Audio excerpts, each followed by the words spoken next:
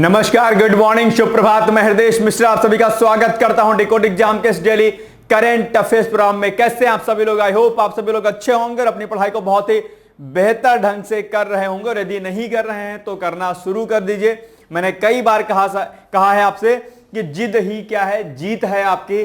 जिद को ठान लीजिए, अपने मन में एक हौसला रखिए, एक उम्मीद रखिए, एक सकारात्मकता को रखिए और लगातार पढ़ाई करते रहिए। Current affairs is most important segment for your examinations, so please don't underestimate this. Okay, so आइए प्लीज हम लोग करते हैं आज के वीडियो को। और लेकिन उसके पहले हम लोग करेंगे आज के यानी कि कल के हम लोग जो है क्या रिवीजन को, है ना। तो नंबर 1 पॉइंट है कि ईरान के विदेश मंत्री डॉक्टर अब्बास अरागची 2 दिन की भारत यात्रा पर आए थे। आप जानते होंगे भारत ईरान मैत्री संधि की 75वीं वर्षगांठ पर द्विपक्षीय सहयोग की समीक्षा बैठक संपन्न हुई। इसमें कई सारे अहम मुद्दों पर बातचीत की गई।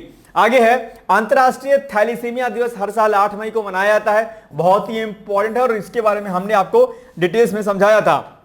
नेक्स्ट है, संस्कृति मंत्रालय ने हांगकांग में सोधवी द्वारा पवित्र पिपरहवा बौद्ध अवशेषों की नीलामी को स्थगित करने में सफलता प्राप्त कर ली है। और आप जानते होंगे पिपरहवा अवशेषों की खुदाई 1898 में विलियम क्लैक्सटन पेप्पे द्वारा की गई थी। और ये बौद्ध अवशेष हैं जो कि बौद्ध धर्म से संबंधित हैं और आपके एग्जाम के लिए क्या है, ये बहुत ही महत्वपूर्ण है। और आई होप कि आप इसको जो है अच्छे तरीके से रेडी कर लिए होंगे। जब मैंने परसों नरसों इस क्वेश्चन को कराया था तो मैंने आपसे कहा था कि एंशिएंट हिस्ट्री में आप लोग बौद्ध धर्म को अच्छे से हैंड टू हैंड रेडी कर लीजिएगा। आपने कर लिया होगा तो मैं मान के चलता हूं कि आप अपनी तैयारी को बेहतर ढंग से कर रहे होंगे। आपने मेरी बात को इग्नोर कर दिया होगा, दैट मींस कि आप टाइम पास कर रहे हैं। सीधी सी और सपाट सी बात। अगर आप बातों को मानते हैं, करते हैं तो अच्छी बात है, नहीं मानते तो फिर गलत बात है। चलिए आगे बढ़ते हैं हम लोग और देखते हैं 4th नंबर पॉइंट हमारा क्या था लास्ट डे।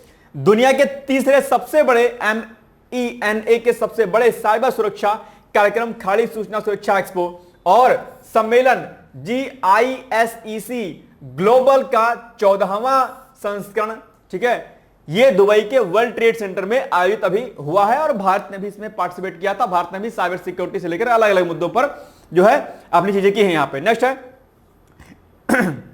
प्रतिवर्ष 8 मई को विश्व रेड क्रॉस दिवस मनाया जाता है और कल हमने इसके बारे में आपको डिटेल्स में समझाया था।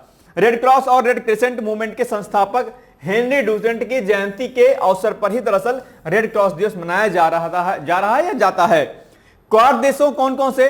Australia number 1, Bharat, Japan, America ने 28 अप्रैल से 2 मई तक हवाई के होनोलुलु में एशिया प्रशांत सुरक्षा अध्ययन केंद्र में टेबल टॉप अभ्यास के लिए बैठक की। और मैंने आपको कहा था कि ये जो क्वाड समूह होते हैं क्या, ये जो क्वाड आपके हैं क्या हैं, बहुत ही आपके महत्वपूर्ण हैं। क्वाड की स्थिति को मैंने आपको ग्लोब पर बताया था जो मैप में कि किस प्रकार से जो है ये आपका इंडिया रहेगा, फिर इसके बाद आपका क्या रहेगा, यहां रहेगा आपका जापान, यहां रहेगा आपका ऑस्ट्रेलिया, यहां पर रहेगा आपका USA, United state of America. ये 4 कंट्रियां मिलकर के बनाती हैं क्वाड और ये इंडो पैसिफिक क्षेत्र के लिए क्या है, बहुत ही महत्वपूर्ण है। कल हमने आपको इसके बारे में, क्वाड के बारे में डिटेल्स में समझाया था और क्वाड के बारे में हमने एक आर्टिकल भी कराया था। मैं उम्मीद करता हूं कि आपने उस आर्टिकल को जरूर देखा होगा। कल परसों सैटरडे नहीं फ्राइडे को रात में 8:30 पर रिलीज किया गया था, जिसमें मैंने कहा था कि क्वाड क्या है और क्वाड की महत्ता भारत के परिप्रेक्ष्य में क्या है। अगर आपने वो वीडियो नहीं देखा है तो 20 मिनट का वीडियो प्लीज आप उसको देख लीजिएगा, काफी नॉलेज आपकी बढ़िया हो जाएगी। ठीक है, कुछ लोगों से बात हुई तो उन्होंने कहा सर हमने देखा तो था लेकिन हमने सर बंद कर दिया। मैंने कहा काहे बंद कर दिया, क्या किवाड़ है क्या बंद कर दिया?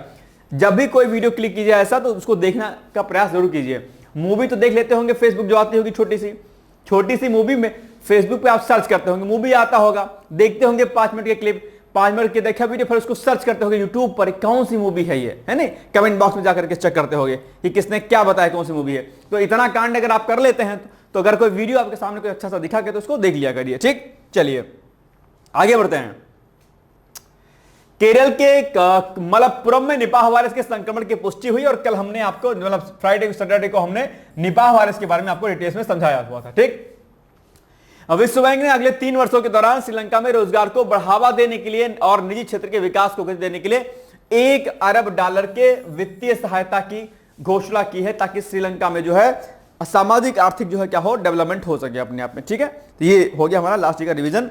लास्ट डे हमने पूछा था आपसे, बताओ अब वह प्रदेश कौन था जहां बाबा रामचंद्र ने किसानों को एकत्रित किया था? अवध का क्षेत्र था अवध में बाबा रामचंद्र जाने जाते हैं, बड़े फेमस व्यक्ति हैं। और इन पर भैया शॉर्ट नोट्स, क्या शॉर्ट नोट्स आ सकता है लिखने के लिए आपके मेंस में। मैं आपसे उम्मीद करता हूं कि आप बाबा रामचंद्र जी को as a short notes ready कर लेंगे।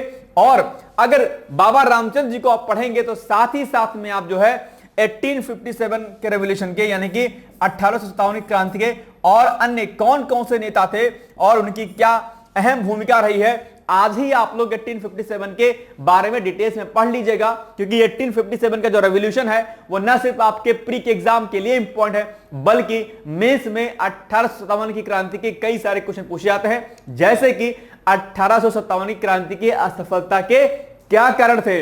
1857, क्या आपको लगता है कि 1857 की क्रांति भारतीय स्वतंत्रता संग्राम का सूत्रपात करती है, या फिर इसी प्रकार से कई सारे प्रश्न जो है इस टॉपिक पर बनते हैं, प्री में बनते हैं और मेंस में बनते हैं। ठीक है, तो इसको आज ही आप लोग क्या करिएगा, रेडी कर लीजिएगा। इनसे संबंधित जो व्यक्तित्व होंगे, जो व्यक्ति होंगे, उनके बारे में शॉर्ट नोट्स भी रेडी कर लीजिएगा। ठीक है, चाहे वो रानी लक्ष्मीबाई रही हो, चाहे वो कुंवर सिंह रहे हो, ठीक है, चाहे वो नाना साहब रहे हो, कोई भी रहा हो, उनके बारे में आपको डिटेल्स में जानकारी होनी चाहिए। कौन कौन कहां से लड़ी, आपके अवध क्षेत्र से किसने लड़ाई लड़ी, आपके कानपुर से, आपके बिहार से, तो अलग अलग क्षेत्रों में जिन जिन जो है नेताओं ने सूत्रपात किया था इसका, आप उसको पढ़ लीजिएगा। ठीक है, चलिए अब नंबर 1 पॉइंट है आपका कि अमेरिका के उपराष्ट्रपति जेडी वेंस का भारत पाक युद्ध पर बयान अभी आया हुआ है। यह बयान आपको जानना और सुनना समझना जरूरी है। हालांकि आपने न्यूज में बखूबी आपने इसको सुना होगा, लेकिन एग्जाम के पॉइंट ऑफ से इनका जो बयान है, इनका जो स्टेटमेंट है, वो किस प्रकार से उपयोगी होता है, आइए इसको समझते हैं। इनके स्टेटमेंट पर उन्होंने स्टेटमेंट क्या दिया, पहले इसको पढ़ते हैं, फिर हम इसको थोड़ा सा इसका हम ऑपरेशन करते हैं इस टॉपिक का। ठीक, तो उन्होंने कहा कि भारत और पाकिस्तान के बीच संघर्ष से मूलतः हमारा कोई सरोकार नहीं है। कौन कह रहा है? अमेरिका के उपराष्ट्रपति कह रहे हैं कि जो ये भारत पाक युद्ध हो रहा है, इससे हमारा कोई सरोकार नहीं, मतलब हमारा कोई मतलब नहीं है। इतनी बात आ गई। अब क्या कहते हैं आगे, हालांकि वह और राष्ट्रपति डोनाल्ड ट्रंप दोनों देशों को तनाव कम करने के लिए प्रोत्साहित कर रहे हैं। ठीक है,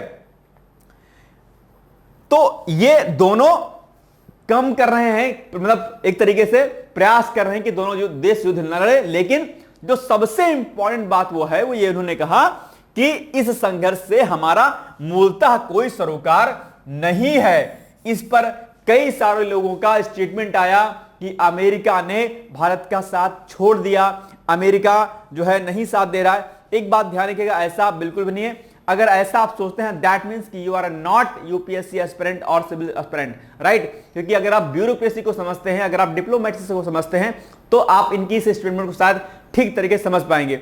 ये स्टेटमेंट इस बात के लिए इंगित करता है, आपको सिखाता है कि भाई अमेरिका जो है कहता हम जी नहीं साथ हैं, किसके? पाकिस्तान के।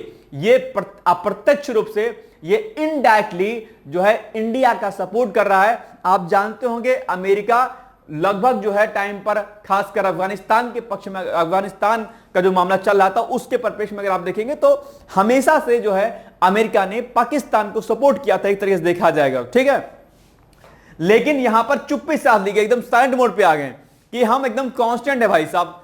ठीक, इसका मतलब यह हुआ कि अगर देखा जाए, अगर अमेरिका भारत के पक्ष में नहीं होता तो सीधे पाकिस्तान के पक्ष में होता, हथियार देता धमाकेदार, धुआंधार, कोई दिक्कत नहीं।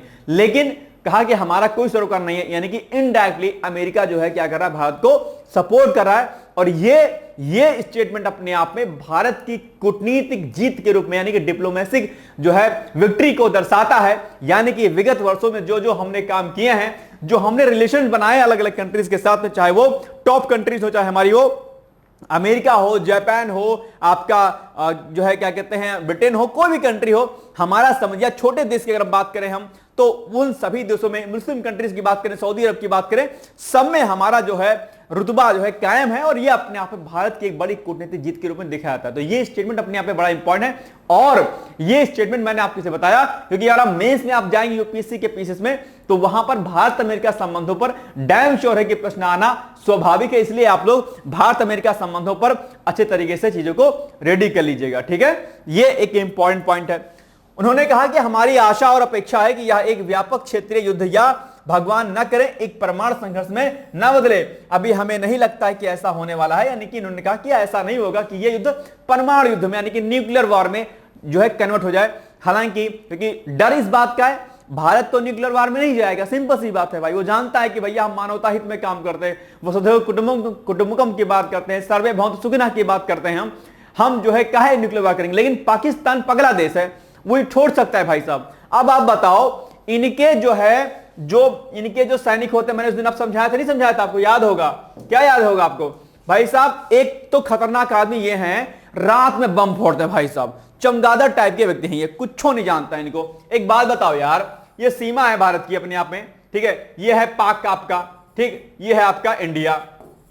अब क्या करेंगे इनके सैनिक? मैंने बताया था उस दिन, खड़े हो जाएंगे आराम से और लेके बंदूक धड़ धड़ मारना इधर शुरू कर देंगे, बिना मतलब वाला, है ना, मतलब बिना मतलब के मानेंगे, छोटे बच्चों तरीके से। अब अभी जब चूंकि ये मामला चल रहा है आपका, ठीक है, तो ये क्या काम कर, दिन में नहीं लड़ाएंगे, दिन में ये आराम फरमाएंगे, और रात जब हो जाएगी भाई साहब, तब ये क्या करेंगे, खूब सारे ड्रोन इकट्ठा करके धाए धाए फेंकेंगे। बताओ, अरे बेवकूफो, रात में क्या है हमला करते हो यार, दिन में कर लो ना भाई, सुकून से तुम भी सो यार, हमारे सैनिक भी सोए। लेकिन नहीं, रात में एक काम करेंगे। बताओ, चमगादड़ टाइप के व्यक्ति, इतना इनको अक्ल नहीं है कि यार युद्ध दिन में लड़ो। महाभारत रात में लड़ाया गया था कि दिन में लड़ाया गया था? दिन में लड़ा गया था ना। सूर्य अस्त होते ही शंख बजता जाता था कि भैया चलो समाप्त हो गया। इनको इतनी नैतिकता नहीं है कि भाई दिन में लड़ लो यार, काहे रात में मरे जा रहे हो बिना मतलब के। अब फर्जी वाले ड्रोन फेंक रहे हैं, इतने मारे जाएंगे ये। अभी तो भारत ने कुछ नहीं किया है भाई साहब, अभी तो भारत ने खाली इनके वार को रोका है। खाली अपनी तरफ से अगर देखा जाए तो जो ऑपरेशन सिंदूर का फर्स्ट स्टेप था, जहां पर जो 9 आतंकी हमलों को जो है निस्तानाबूद किया गया, वो एक जस्ट एक हमारी तरफ से वो एक तरीके से काउंटर था। लेकिन अभी तो भारत ने कुछ किया ही नहीं भाई साहब। भारत किए करेगा ना तो खतरनाक खेल हो जाएगा, ये बात ध्यान रखिएगा। अच्छा, एक चीज मैं आपके लिए जानकारी के लिए मैं बता दूं कि ये जो अभी युद्ध चल रहा है, एक बात यहां पर विशेष तौर पर ध्यान दीजिएगा, और ये कि जो न्यूज आती हैं आपके टीवी स्क्रीन पर, प्लीज उस पर बहुत ज्यादा ट्रस्ट मत कीजिएगा। बहुत ज्यादा फेक न्यूज आ रही है, बिना मतलब वाले। कराची पर हमला हो गया, लाहौर पर हमला कर दिया सेना ने, दुनियादारी वाली मत करिएगा ट्रस्ट। सीधे आप जो है जब गवर्नमेंट ऑफ इंडिया या क्या कहते हैं फॉरेन मिनिस्ट्री की या सेना की हमारे अगर प्रेस ब्रीफिंग होती है, आप उसको सुनिए, वहां से राइट स्टेटमेंट को लीजिए। और जितने भी आप जैसे एनएसए डोभाल जी हैं, उनका कोई फेसबुक अकाउंट नहीं है, आप उनकी बातों को ट्रस्ट करते हैं। ऐसे चीजों से आप लोग को बचने की आवश्यकता है। किसी भी अफवाह पर, किसी भी ऐसे ट्वीट पर या किसी भी ऐसे व्हाट्सएप मैसेज पर आप ट्रस्ट ना करिए।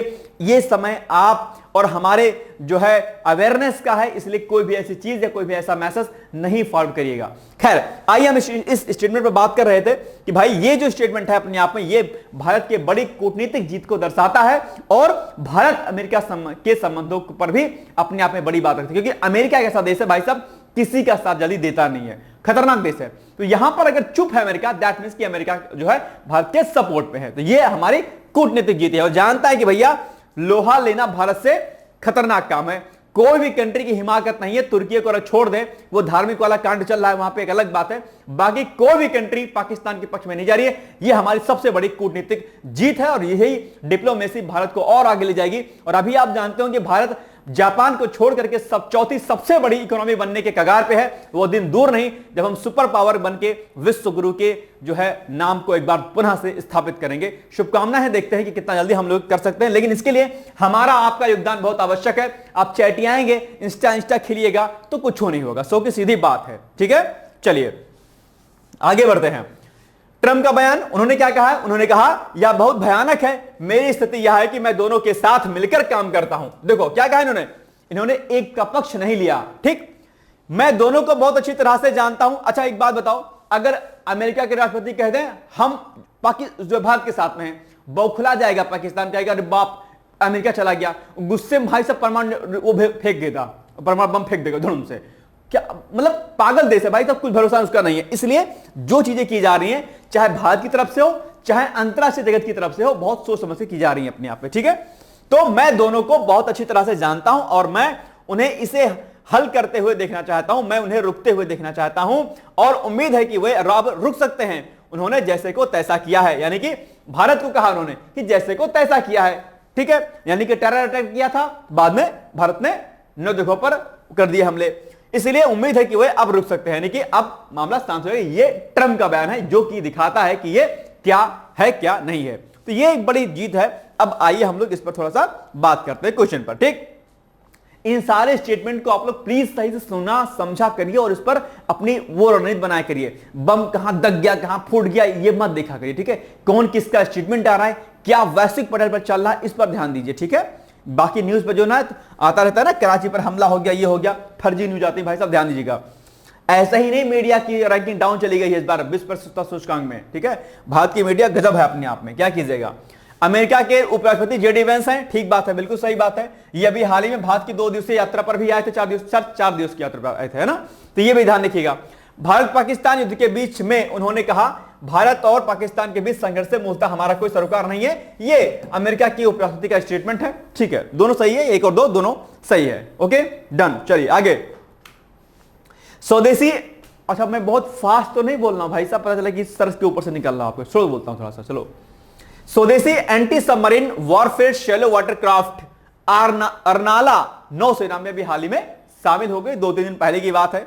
आइए देख लेते हैं इसको थोड़ा सा हम लोग। तो देश की समुद्री ताकत को बढ़ावा देते हुए भारतीय नौसेना को पहली स्वदेशी anti submarine warfare shallow watercraft जो है अर्नाला, जिसका नाम है, को जो है नौसेना को सौंप दी गई, जिससे नौसेना की हमारी नेवी की हमारी ताकत बढ़ गई है।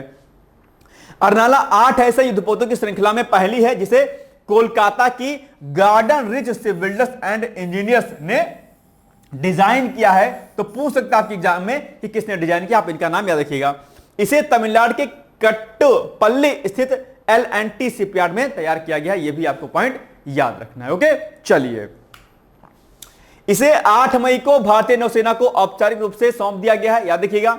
और अर्नाला युद्धपोत की लंबाई 77 मीटर है और यह डीजल इंजन वाटर जेट संयोजन से सज्जित होने वाला भारतीय नौसेना का सबसे बड़ा युद्धपोत है। ठीक, आगे, यह युद्धपोत समुद्र के नीचे क्या करेगा, निगरानी, खोज और बचाव कार्यों यानी कि सर्च एंड जो है रेस्क्यू कार्यक्रम करेगा, कम तीव्रता वाले समुद्री अभियानों, ठीक है, यानी कि लो इंटेंसिटी जो मैरीटाइम ऑपरेशंस होगा उनको करेगा, और तटीय क्षेत्रों में एंटी सबमरीन ऑपरेशंस में को अंजाम देने में सक्षम है। तो बड़ी ताकत जो है इससे जो है मिलने वाली है नेवी को अपने आप में। ठीक, इसके साथ ही इसमें आधुनिक माइन बिछाने की भी क्षमता, यह बड़ी बात है। आधुनिक माइन बिछा देगा भाई साहब, दग जाएगा धाम धाम, तो यह भी बड़ी बात है अपने आप में। इसलिए अच्छी चीजें जो है सेना के साथ हो रही है। मैंने कई बार कहा है, अगर आपको मेरी क्लास याद होगी तो मैंने कहा था वर्तमान सरकार 3-4 सेक्टर पर खूब फोकस कर रही है। नंबर 1 एजुकेशन, नंबर 2 हेल्थ, और नंबर 3 आपका जो है क्या कहते हैं डिफेंस सेक्टर। ये 3 सेक्टर पर सरकार ने व्यापक स्तर पर फोकस किया है। आप सत्ता पक्ष विपक्ष से हट करके अगर आप इसको सोचेंगे तो आप पाएंगे बिल्कुल सही बात है। ठीक है, अच्छा एक दिन मैंने क्वेश्चन कराया था कि ऑपरेशन सिंदूर मैंने 6 तारीख लिखाया था, उसको आप 6 से 7 की रात या 7 लिख दीजिए, 7 की नाइट है ना, वो आप 7 की नाइट लिख दिए, और उसमें शायद अप्रैल लिख गया था, वो मई है, 7th ऑफ मई है। प्लीज उसको एक बार करेक्ट कर लीजिएगा आप लोग, ठीक है, वो टाइपिंग मिस्टेक हो गई थी, 7th ऑफ मई होगा वो। ठीक है, पीडीएफ में मैंने इसको सही करवा दिया है, वीडियो में ध्यान दीजिएगा उसको। ठीक है, चलिए, तो ये सब आप देख लिया। एक पॉइंट इसमें और है कि अर्नाला का नाम महाराष्ट्र के वसई के पास स्थित ऐतिहासिक अर्नाला किले के नाम पर रखा गया, जो भारत की समृद्ध समुद्री विरासत का प्रतीक है। इस युद्धपोत का निर्माण इंडियन रजिस्टर ऑफ शिपिंग के नियमों के तहत किया गया है, और यह GRSC तथा L&T शिपयार्ड के सार्वजनिक निजी साझेदारी यानी कि PPP यानी कि पब्लिक प्राइवेट पार्टनरशिप के तहत एक उदाहरण है कि कैसे रक्षा उत्पादन में सहयोगात्मक प्रयास सफल हो सकते हैं। ये एक पॉइंट PPP यानी कि जो पब्लिक प्राइवेट पार्टनरशिप है, इस पर खूब प्रश्न पूछा जाता है कि PPP जो है ये इसके कितना फायदा होता है। तो एक काम करिएगा, टास्क सेकंड में देता हूं कि PPP मॉडल क्या होते हैं, ये आपका टास्क नंबर क्या है, सेकंड है, इसको आप लोग तैयार कर लीजिएगा। कई बार ट्रिपल पेपर प्रश्न खूब पूछा गया, पब्लिक प्राइवेट पार्टनरशिप क्या होती है, इसका कितना फायदा होता है, क्या नुकसान होता है, इसको भी आप लोग एक बार तैयार कर लीजिएगा मेंस के प्रोस्पेक्टिव से। याद रहेगा पॉइंट ये। चलिए, ये इकोनॉमिक्स का सेक्शन है ना PPP। चलिए, पहली स्वदेशी anti submarine warfare shallow watercraft Arnala के संदर्भ में लिखित कथनों में कौन सा कथन सही है। नंबर 1, अर्नाला 8 ऐसे युद्धपोतों की श्रृंखला में पहली है जिसे कोलकाता की garden reach ship builders and engineers ने डिजाइन किया है। बिल्कुल सही बात, डिजाइन इसी ने किया है, ठीक बात है। यह युद्धपोत समुद्र के नीचे निगरानी, खोज और बचाव कार्यों, कम तीव्रता वाले समुद्री अभियानों, ठीक है, और तटीय क्षेत्रों में एंटी सबमरीन ऑपरेशंस को अंजाम देने में सक्षम है। बिल्कुल सही बात है, इसकी ये खूबी है अपने आप में। दैट मीन्स कि option number second is right, यानी कि अगर आप यहां पर कूट में देखेंगे तो आप पाएंगे कि C is the right answer because of statement of first and second is both right. Okay, चलिए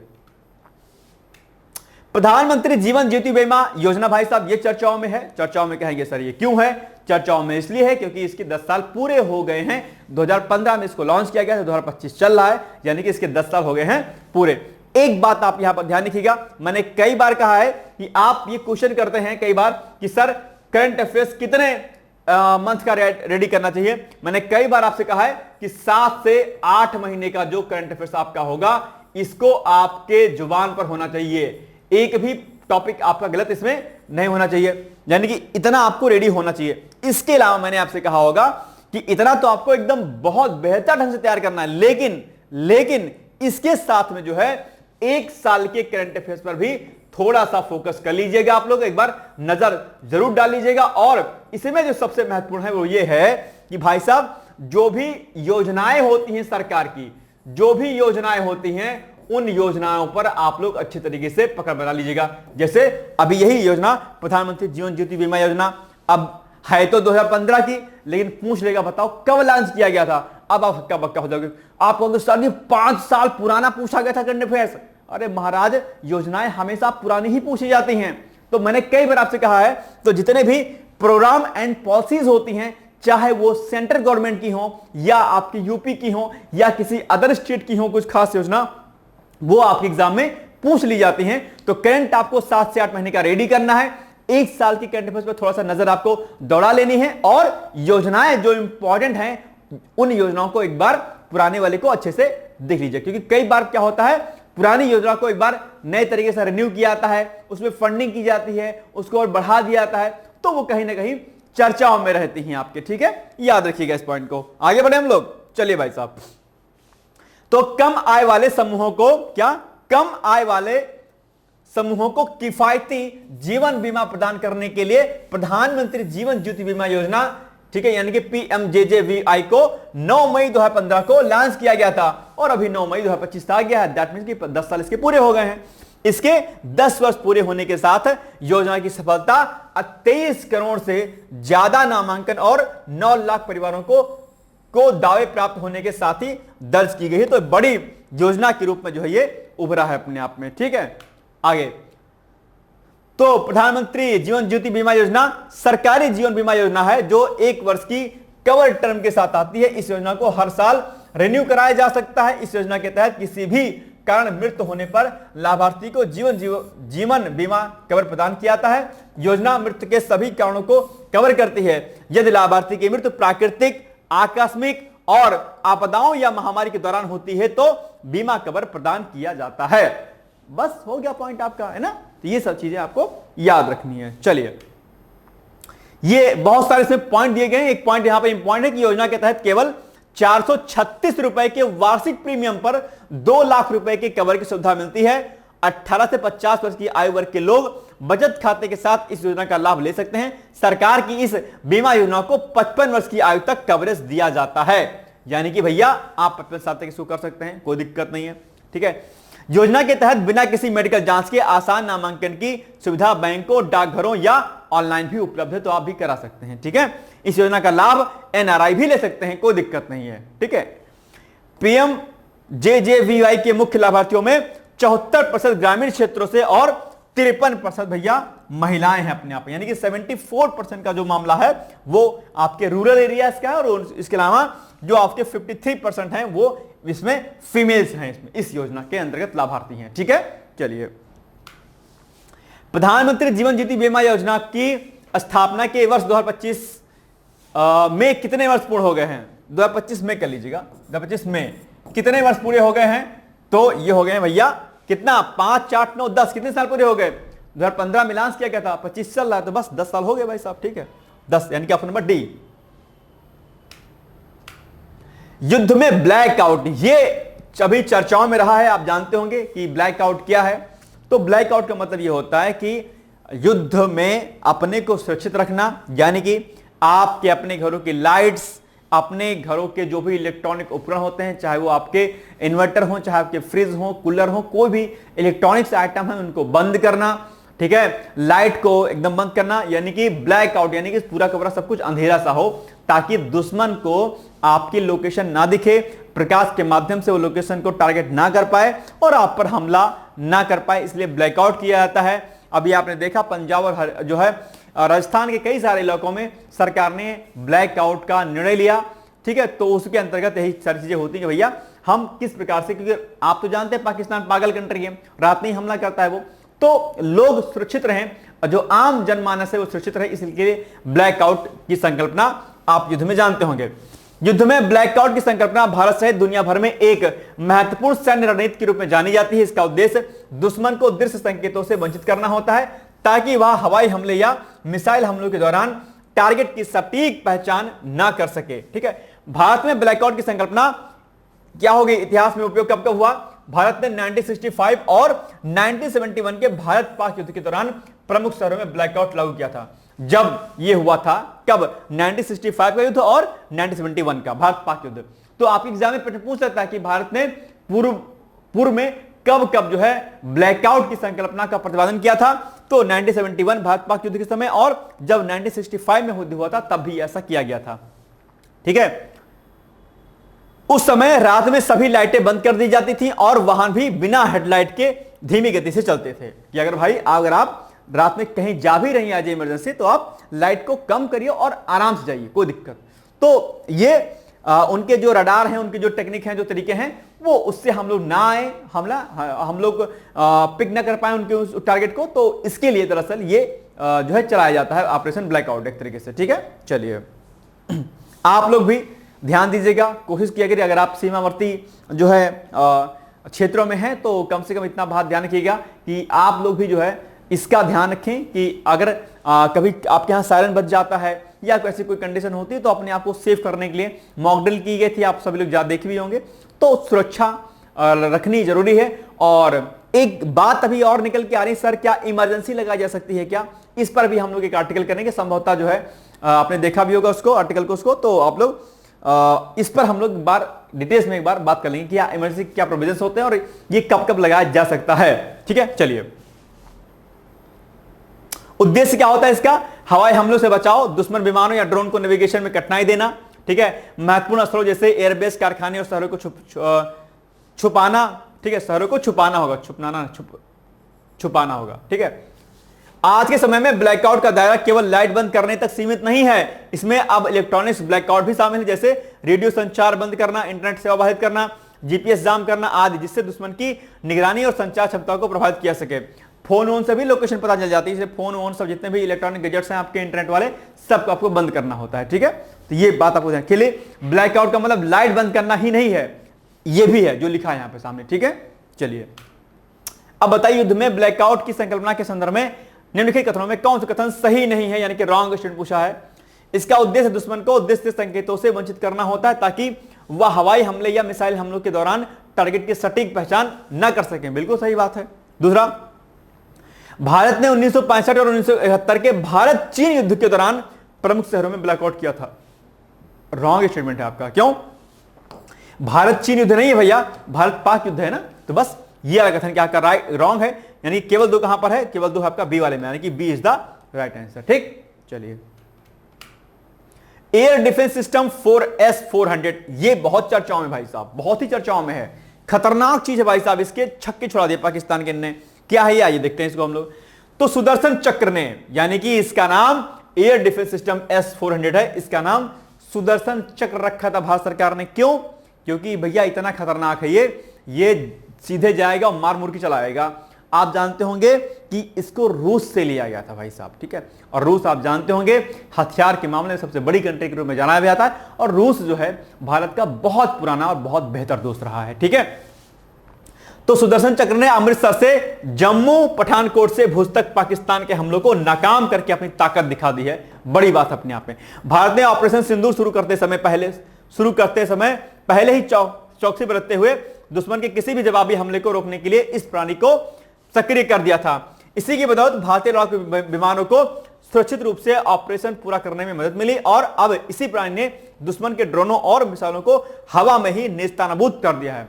यानी कि जैसे ही भैया ये है आपका माना S-400, ये है, अब आप देखिए, ठीक, ये क्या है, ये आपका S-400 है, यानी कि जिसको हम लोग सुदर्शन के नाम से जानते हैं। और ये माना पाक से कोई मिसाइल जो है क्या हुई, ऐसे उड़ी फट से।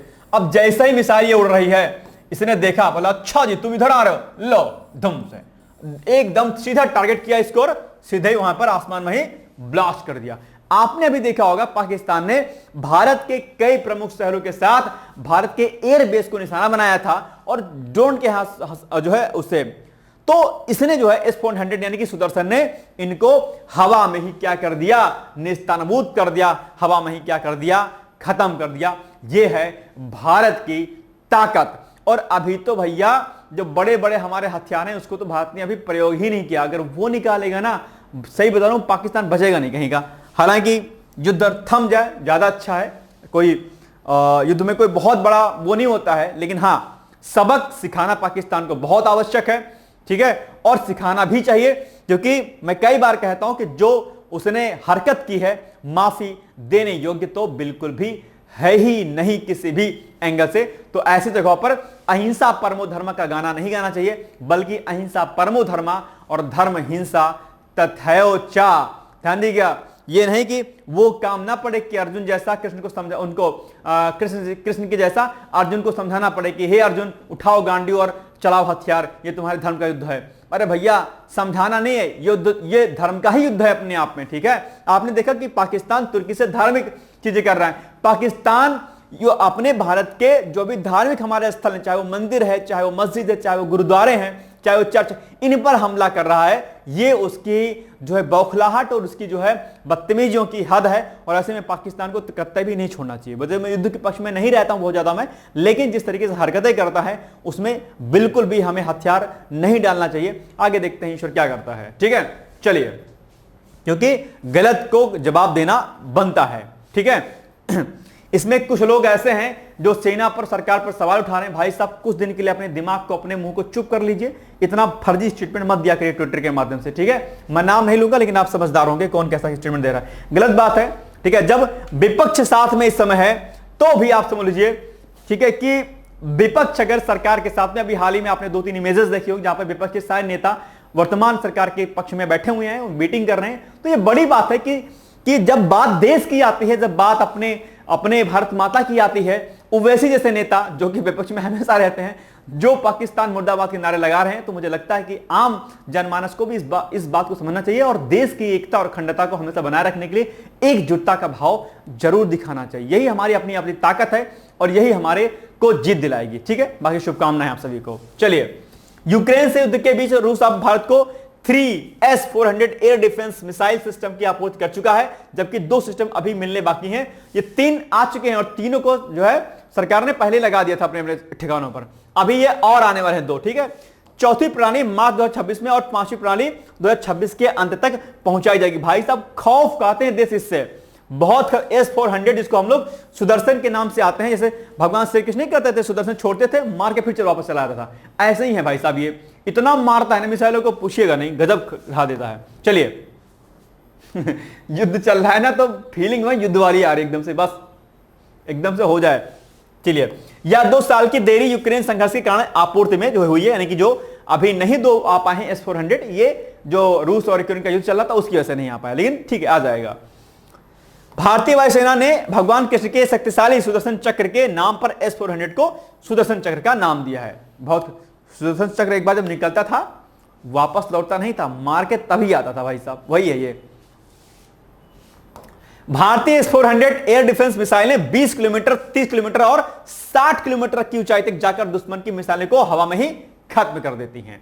यह प्रणाली एक साथ दुश्मन की 80 मिसाइलों या हवाई हमलों का जवाब देने में सक्षम है। आप बताओ, 80 मिसाइल्स को एक साथ खत्म कर सकता है अपने आप में, बहुत पावरफुल है अपने आप में ये सुदर्शन। भारत ने रूस के साथ 5 एयर डिफेंस सिस्टम S-400 खरीदने के लिए 35,000 करोड़ रुपए में सौदा किया था। एक बात है कि डिफेंस सिस्टम को हमारे मजबूत करने के लिए पूर्ववर्ती कार्यकालों में इतना जो है कार्यक्रम नहीं चलाया गया। मुझे लगता है कि इस प्रकार की डिफेंस को लेने के लिए सरकारों को की प्रतिबद्धता ज्यादा होनी चाहिए। ऐसा नहीं सरकारों ने काम नहीं किया, पूर्ववर्ती किया, डेफिनेटली किया, लेकिन अपने डिफेंस के लिए ये चीजें लेनी बहुत आवश्यक थी, जिसके लिए सरकार ने 35,000 करोड़ रुपए का सौदा किया था, जिसे रूस और भारत के रक्षा मंत्रियों ने 6 दिसंबर 2021 को अंतिम रूप दिया। हमारी पूर्ववर्ती सरकार ने भी पाकिस्तान के साथ छक्के छुड़ाए, और जैसा कि आपने 71-65 के युद्ध में देखा, पाकिस्तान ने घुटने टेक दिए थे, चाहे वो बात कारगिल की हो या फिर बात 71 या 65 की हो। पूर्ववर्ती सरकारों ने भी जबरदस्त जो है पंगा लिया पाकिस्तान के साथ और धूम चढ़ाई कस के अच्छे से। इस समय एकदम जोशी रहता है भाई साहब। भारत के रक्षा बेड़े में शामिल इस रूसी डिफेंस सिस्टम से पूरी दुनिया खौफ खाती है, खतरनाक चीज है अपने आप में। ठीक है, चलिए। अच्छा, ये जिन एक्टर और एक्ट्रेस को आप मानते हैं, जिनकी आप मूवीज देखते हैं, उनका कोई स्टेटमेंट नहीं आ रहा है आजकल कि मैं भी लड़ूंगा, युद्ध लड़ना चाहिए। इसीलिए मैं कहता हूं, अपना जो आप लोग क्या कहते हैं, जिसको बोलते हैं ना कि अपना, अगर किसी को मोटिवेटर अगर आप मानते हैं, किसी को अगर अपना आइडियल मानते हैं, तो एक्टर और एक्ट्रेस को ना मानते हुए देश की सेना के मेजर को मानिए, कर्नल को मानिए, देश की सेना को अपना आइडियल मानिए। ठीक है, देश के जो महान व्यक्तित्व हैं, जो ऋषि मुनि हैं, उनको अपना व्यक्तित्व मानिए। ठीक है, इन नाचने गाने वालों को ज्यादा अपना आइडियल मत माना करिए। ठीक है, बर्बाद कर देंगे अलग से, कुछ नहीं मिलेगा आपको। चलिए, ये बहुत सारी पॉइंट इसके बारे में लिखे हुए हैं, आप इसको पढ़ लीजिएगा। यह प्रणाली अपनी मिसाइलों से दुश्मन की बैलिस्टिक और क्रूज मिसाइलों को, लड़ाकू विमानों को 400 किलोमीटर की दूरी तक तबाह कर सकती हैं। ये कई सारे पॉइंट इसके बारे में लिखे हैं, आप इसको एक बार पढ़ लीजिएगा। ठीक है, चलिए आगे। 3S-400 डिफेंस मिसाइल सिस्टम के संदर्भ में, ये 3 नहीं S लिखिएगा, ये S होगा। S-400 air defence missile system के संदर्भ में निम्नलिखित कथनों में कौन सा कथन सही नहीं है? रॉन्ग स्टेटमेंट आपसे पूछ रहा है। ठीक है, भारतीय वायुसेना ने भगवान कृष्ण के शक्तिशाली सुदर्शन चक्र के नाम पर S-400 को सुदर्शन चक्र का नाम दिया है। बिल्कुल दिया है। ठीक है, भारत ने S-400 अमेरिका से खरीदा है? नो, रूस से खरीदा है। बस ये स्टेटमेंट हो गया आपका रॉन्ग। तो बस क्या हो जाएगा कथन इसका सही? केवल 2, यानी कि केवल 2 क्या है आपका रॉन्ग है, क्योंकि कौन सा सही नहीं है? यही नहीं सही है। ठीक है, चलिए। मानव विकास रिपोर्ट भाई साहब 2025 अभी आई है, यानी कि ह्यूमन डेवलपमेंट इंडेक्स 2025 अभी जारी की गई है, और संयुक्त राष्ट्र विकास कार्यक्रम द्वारा 6 मई 2025 को जारी किए गए मानव विकास रिपोर्ट 2025 के अनुसार भारत ने मानव विकास सूचकांक में महत्वपूर्ण प्रगति हासिल कर ली है। ठीक है, आइए भारत की स्थिति को देखते हैं। तो इसमें भारत का जो SDI मान है 2022 में 0.676 से बढ़कर 2023 में 0.685 हो गया, और रैंकिंग भारत अब 193 देशों में से 130वें 130 स्थान पर आ गया। 2022 में 133वें स्थान से 3 पायदान ऊपर है अपने आप पे, तो अभी ठीक ठाक है इसका रैंक। चलिए, वर्गीकरण भारत मध्यम मानव विकास श्रेणी में बना हुआ है, लेकिन उच्च मानव विकास की दहलीज SDI जो है इसमें लिखा कितना पर पहुंच रहा है। और रिपोर्ट की थीम क्या है? AI और मानव विकास है इस बार की थीम है। 2025 की रिपोर्ट का शीर्षक क्या है? A matter of choice, people and possibilities in the age of AI। ये इसकी क्या है? शीर्षक है इस रिपोर्ट का इस बार का। यह रिपोर्ट कृत्रिम बुद्धिमत्ता यानी कि AI के मानव विकास पर प्रभावों की पड़ताल करती है और इस बात पर जोर देती है कि कैसे AI को मानव क्षमताओं को बढ़ाने के लिए उपयोग किया सकता है, यानी कि आर्टिफिशियल इंटेलिजेंस के माध्यम से हम किस प्रकार से ह्यूमन को डेवलप कर सकते हैं, कैसे हम उसके प्रोडक्टिविटी को बढ़ा सकते हैं। ये इस बार का शीर्षक भी इसी तरीके से, और इसका जो है मेन जो है इसका थीम भी यही है। चलिए, भारत की उपलब्धियों के बारे में लिखा है लाइफ एक्सपेक्टेंसी, यानी कि भारत में जीवन प्रत्याशा महामारी के बाद से उच्चतम स्तर पर पहुंच गई है, जो स्वास्थ्य क्षेत्र में सुधार को दर्शाता है। बड़ी अच्छी बात है अपने आप में। सरकार ने वास्तव में, जैसा कि मैंने भी थोड़ी देर पहले कहा, कि सरकार हेल्थ, एजुकेशन और डिफेंस पर खूब काम कर रही है, तो इसी का नतीजा है कि ये आपके सामने स्टेटमेंट लिखा गया है। लैंगिक असमानता में सुधार भी हुआ है। भारत ने जेंडर इनइक्वालिटीज इंडेक्स यानी कि GII में भी सुधार किया है। 2022 में 108वें स्थान से बढ़कर 2023 में 102वें स्थान पर पहुंच गया है लैंगिक असमानता सुधार में। यह भी फैक्ट आपके लिए क्या है? इंपॉर्टेंट, इसको भी आप लोग क्या करिएगा? नोट डाउन कर लीजिएगा। ठीक है, अब अगर बात करते हैं मानव विकास सूचकांक 2025 में शीर्ष 10 देश कौन से हैं, यहां पर उनके जो है लिखे गए हैं 10 शीर्ष 10 देश कौन से हैं। आइसलैंड नंबर 1 पर है, नॉर्वे है, फिर स्विट्जरलैंड आपका है, ठीक है, फिर आपका डेनमार्क है, जर्मनी है, स्वीडन है, ऑस्ट्रेलिया है, नीदरलैंड है, हांगकांग है, बेल्जियम है। ये 10 कंट्री हैं टॉप 10 की। ठीक है, ये ध्यान रखिएगा। और टॉप 3 ये हैं आइसलैंड। ठीक है, अब देखो क्या है आइसलैंड, कहां गया भाई साहब? ये आइसलैंड जाने का खूब मन होगा आप लोग का, और इससे ज्यादा मन होगा आपका यहां पर जाने का, स्विट्जरलैंड जाने का। बहुत लोग की हार्दिक इच्छा होगी कि स्विट्जरलैंड जाना चाहिए। हार्दिक इच्छा तो मेरी भी जाने की, जाएगा, लेकिन सरकारी नौकरी लग जाएगी या बिजनेस कर लीजिएगा अच्छे से, तब जाइएगा, नहीं तो पाकि नहीं तो आप जो है क्या कहते हैं, लखनऊ के कपूरथला 1090 चौराहा पर भी नहीं जा पाएंगे भाई साहब, 20-25 रुपए ऑटो का रिक्शा लगेगा, नहीं जा पाइएगा। ठीक है, तो इसलिए पढ़ाई लिखाई कीजिएगा। चलिए, क्या मानव विकास सूचकांक? तो मानव विकास क्या है? मानव विकास सूचकांक, अरे भाई साहब क्या हो जाता है, क्या है मानव विकास सूचकांक? यानी कि ह्यूमन डेवलपमेंट इंडेक्स एसडीआई एक समग्र मापदंड है जो किसी भी देश के नागरिकों की औसत उपलब्धियों को 3 प्रमुख आयामों में मापता है। कौन कौन सा? नंबर 1 क्या है? नंबर 1 है आपका स्वास्थ्य यानी कि हेल्थ।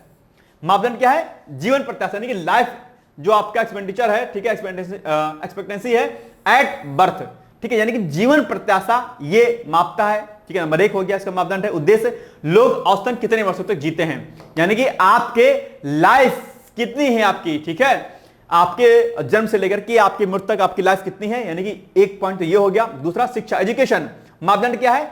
वयस्क साक्षात्कार दर, यानी कि एडेड जो लिटरेसी रेट है वो कितना है आपके यहाँ का, या दूसरा पैमाना इसका हो गया। नंबर 1 स्वास्थ्य, दूसरा नंबर 1 क्या? शिक्षा। याद कर लीजिएगा, पूछ सकता है इसके मापदंड कौन कौन से, ठीक, 2 हो गया। तीसरा अगर हम बात करेंगे तो तीसरे में आपका आएगा क्या? जीविका स्तर। और उधर एजुकेशन की अगर बात करेंगे तो उसमें औसत स्कूली शिक्षा अवधि आएगी, यानी कि मीन ईयर्स ऑफ स्कूलिंग, फिर अपेक्षित स्कूली शिक्षा आएगी, ठीक है, यानी कि एक्सपेक्टेड ईयर्स ऑफ स्कूलिंग, ठीक है। और थर्ड नंबर पे आएगा आपका जीवन स्तर, यानी कि स्टैंडर्ड लिविंग लाइफ जो आपकी होती है। मापदंड प्रति व्यक्ति सकल राष्ट्रीय आय, यानी कि जिसको हम जीएनआई भी बोलते हैं, ये आपका जो है किस पर है। तो ये 3 चीजें, यानी कि आपका हेल्थ, आपका एजुकेशन और आपका जीवन स्तर, ये 3 पैमाने होते हैं एसडीआई के काउंट करने के, ठीक है, जिसके मापदंड अलग अलग लिखे गए हैं। तो इसको आप लोग याद कर लीजिएगा, हो सकता है आपके एग्जाम में इसको पूछ ले, ठीक है। चलिए, अब आप बताइए मानव विकास सूचकांक 2025 में भारत की रैंक कितनी है? जल्दी से मुझे कमेंट करके बताइए इसका उत्तर क्या होगा। जल्दी से कमेंट करिए फटाफट। तो इसका उत्तर होगा भैया जी लोग 130, यानी कि option number B is the right answer. ठीक, चलिए बस हो गया सही। आगे, भारत पाक युद्ध के बीच सभी राज्यों और केंद्र शासित प्रदेशों में नागरिक सुरक्षा अधिनियम और नियम 1968 के तहत नागरिक सुरक्षा उपायों को बढ़ाने का आग्रह किया गया है। यानी कि सरकार ने कहा है कि भाई आप जो है क्या काम करो, अब जो है अपने इसको सुरक्षित करने के लिए आप अपने नियम कानून बना सकते हैं। तो आइए इस पर हम लोग थोड़ा सा आर्टिकल देख लेते हैं। तो केंद्रीय गृह मंत्रालय ने भारत पाकिस्तान के बीच बढ़ते तनाव के मद्देनजर सभी राज्यों और केंद्र शासित प्रदेशों के मुख्य सचिवों और प्रशासकों को पत्र लिखा है। एमएचए ने, यानी कि जो आपका एमएचए मिनिस्ट्री है, ने मुख्य सचिव और प्रशासकों को युद्ध जैसे हालात की स्थिति में आवश्यक एहतियाती उपायों के कुशल कार्यान्वयन के लिए नागरिक सुरक्षा नियमों के तहत आपातकालीन शक्तियों का इस्तेमाल करने का निर्देश दिया है कि भाई अगर ऐसी कोई इमरजेंसी आती है तो आप अपने पावर का इस्तेमाल कर सकते हैं, कोई दिक्कत नहीं है। ठीक है, आगे, वर्तमान सुरक्षा माहौल और शत्रुतापूर्ण हमलों के खतरे के मद्देनजर गृह मंत्रालय ने सभी राज्यों और केंद्र शासित प्रदेशों के नागरिक सुरक्षा अधिनियम यानी कि नियम 1968 के तहत नागरिक सुरक्षा उपायों को बढ़ाने का आग्रह किया है। आप जानते होंगे नागरिक सुरक्षा अधिनियम 1968 की धारा 11 पर प्रकाश डालते हुए गृह मंत्रालय ने राज्यों के शासित प्रदेशों में नागरिक सुरक्षा उपायों का संवर्धन शीर्षक वाले एक पत्र में याद दिलाया कि भाई राज्य सरकार को लोगों को और संपत्ति की सुरक्षा के लिए सभी आवश्यक कार्रवाई करने का जो है अधिकार है। तो ये जो आप देख रहे होंगे नागरिक सुरक्षा नियम 1968 की धारा 11, ये आप लोग इसको एक बार डिटेल्स में पढ़ लीजिएगा, इसमें क्या क्या प्रावधान है। तो इसके तहत जो है राज्य सरकारें अपने को शोषित कर सकती हैं, जो है यानी कि जो भी राइट्स उनको मिलेंगे उन राइट्स का इस्तेमाल कर सकती हैं। ठीक है, चलिए अब आप बताइए प्रश्न के लिखित कथनों में कौन सा कथन सही है। तो नागरिक सुरक्षा नियम 1968 की धारा 11 के तहत राज्य सरकारों को लोगों और संपत्ति की सुरक्षा के लिए सभी आवश्यक कार्रवाई करने और शत्रुतापूर्ण हमले के दौरान महत्वपूर्ण सेवाओं के लिए निर्बाध कामकाज को सुनिश्चित करने का अधिकार है। बिल्कुल सही बात है, यह नियम दरअसल जो है यही कहता है। तो पहला स्टेटमेंट क्या हो गया, सही हो गया। दूसरा, गृह मंत्रालय ने सभी राज्यों और केंद्र शासित प्रदेशों से नागरिक सुरक्षा अधिनियम और नियम 1968 के तहत नागरिक सुरक्षा उपायों पर बढ़ाने का आग्रह किया है। ठीक बात है, दोनों ही कथन सही, यानी कि C is the right answer. कोई दिक्कत? चलिए, तो सी इज द राइट आंसर। अब आगे है, अमेरिकी मूल के पादरी, देखो ये भी प्रश्न आपका लिखा है, इंपॉर्टेंट है। ठीक है, अमेरिकी मूल के पादरी रॉबर्ट फ्रांसिस प्रीवोस्ट को, ठीक है, 2 बार को रोमन कैथोलिक चर्च का नया पोप जो है चुना गया है, आप जानते होंगे। ठीक है, तो अमेरिकी मूल के पादरी कौन है? Robert Francis Prevost. ठीक है, रॉबर्ट को रोमन कैथोलिक चर्च का नया पोप चुना गया है। 69 वर्षीय यानी कि 69 वर्षीय प्रीवोस्ट शिकागो में पैदा हुए थे और ऑगस्टिनियन ऑर्डर के सदस्य रहे। अब वो पोप लियो, ठीक है, के नाम से भी जाने जाएंगे, ध्यान रखिएगा, ये पॉइंट आपको याद रखना है। रॉबर्ट फ्रांसिस प्रीवोस्ट वर्ष 2023 से बिशप के लिए डिस्कास्ट्री के प्रमुख और लैटिन अमेरिका के लिए पेंटिफिकल कमीशन के अध्यक्ष के रूप में भी सेवा दे रहे थे। ठीक है, तो इनका नाम बेसिकली बस याद रखना है आपको, बस ये नाम आपको याद रखना है, ज्यादा दिमाग आपको नहीं लगाना है फालतू का। ठीक है, चलिए, उन्हें इन पदों पर नियुक्त करने वाले पोप फ्रांसिस ने ही उन्हें कार्डिनल बनाया था और पोप फ्रांसिस के निधन के बाद प्रीवोस्ट अमेरिका से दूसरे पोप बने हैं। पोप चुने जाने की घोषणा रोमन के सेंट पीटर स्क्वायर में सफेद धुआं उठने के साथ हुई, जो इस बात का संकेत था कि कार्डिनलों ने नया पोप चुन लिया है। बस हो गया पॉइंट, है ना। चलिए, निम्नलिखित कथनों में कौन सा कथन सही नहीं है? नंबर 1, ऑस्ट्रेलियाई मूल के पादरी रॉबर्ट फ्रांसिस प्रीवोस्ट को गुरुवार को रोमन कैथोलिक चर्च का नया पोप चुना गया है। ऑस्ट्रेलिया के नहीं भाई साहब, अमेरिका के हैं ना, बस ये रॉन्ग हो गया, तुरंत गलत। पोप फ्रांसिस के निधन के बाद प्रीवोस्ट अमेरिका के दूसरे पोप बने हैं, बिल्कुल सही बात है, बने हैं, यही बने हैं। तो ये कथन हो गया रॉन्ग, यानी कि केवल एक यहां पर क्या है, रॉन्ग है। तो बस केवल ए इज द राइट आंसर। ठीक है, बस हो गया। अब आप बताइए, आपके सामने क्वेश्चन है, एयर डिफेंस सिस्टम S-400 को भारत ने क्या नाम दिया है? सुदर्शन, गांडीव, त्रिशूल या शंख? जल्दी बताइएगा, इसमें से उत्तर एग्जैक्ट क्या होगा। आज ही हमने इसका उत्तर आपको बताया है।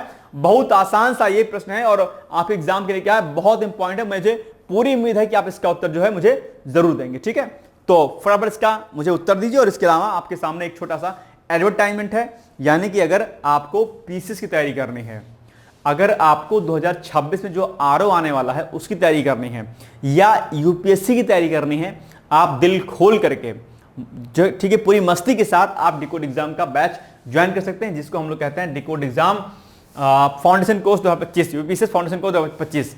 इसमें आपको जो है किसी भी बाहरी पुस्तक को, किसी बाहरी कंटेंट को लेने की आवश्यकता नहीं होगी। हम लोगों ने इस पूरे कोर्स में जितना कुछ करा दिया है उतना ही आपके एग्जाम के लिए सफिशिएंट है, मोर देन सफिशिएंट है। इससे ज्यादा कुछ करेंगे तो आप परेशान होंगे, राइट। तो ये बात आपको ध्यान देनी है। इसमें इंटीग्रेटेड वीडियो लेक्चर्स आपको मिलेंगे, प्रीलिम्स प्लस मेंस के, NCERT and standard source based quality content मिलेगा आपको, ठीक है। और एक्सपीरियंस टीचर आपको पढ़ाएंगे, पर्सनल इंटरेक्शन आपका होगा, डाउट सेशन भी होगा आपका, आप डाउट क्लियर कर सकते हैं।